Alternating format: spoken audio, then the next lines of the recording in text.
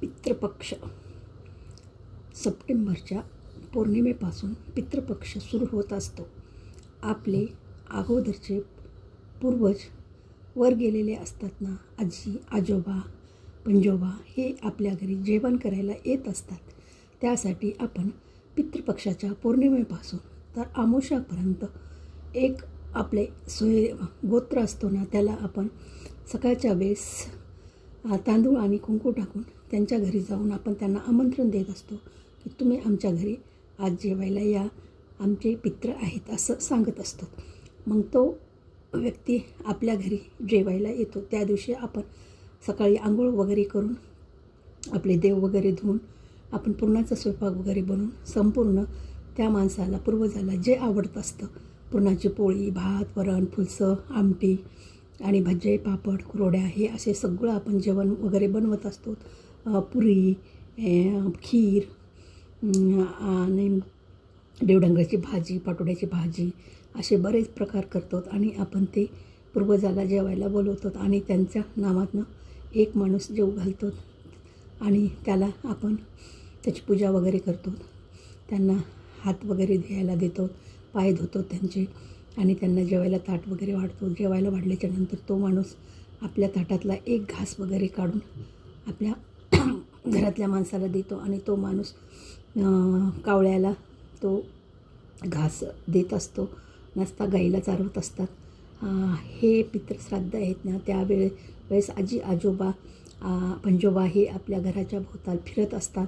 त्यांना वर्षातून हे पितृश्राद्ध दोनदा येत असतं आणि त्यावेळेस हे वरून स्वर्गातून खाली येत असतात आणि आपल्या घराच्या आजूबाजूला भोवताल फिरत असतात.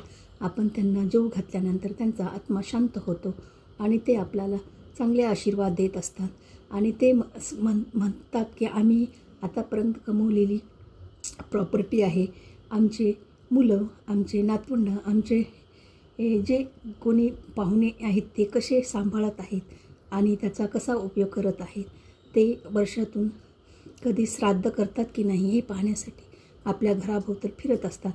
आणि रामाने कावळ्याला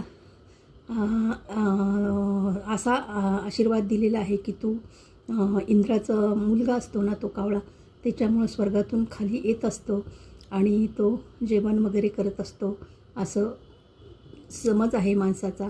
म्हणून त्या दिवशी त्याला खूप महत्त्व देत असतात आणि कावळ्याने यावं आणि आपण काढलेला घास वगैरे तो पाहुण्यानं खावा, पाहुण्यानं काढलेला घास वगैरे त्याने खावा असं म्हणतात.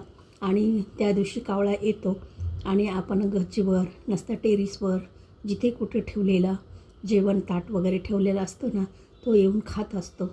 आणि प्रत्येकाने ते श्राद्ध वगैरे करायला पाहिजेत. पितृच्या दिवसामध्ये पूर्वजाला बोलवायला पाहिजे, त्यांना जेवण वगैरे करायला पाहिजेत. त्यानिमित्ताने आपण म्हणतो ना, पशुमध्ये, प्राण्यामध्ये, वृक्षामध्ये देव असतो, तसंच कावळ्यालासुद्धा ते आत्मा दुरून दिसत असतो ना, त्याच्यामुळं त्याच्यासुद्धा देव असतोच, देव असतो असं गृहीत धरलं जातं.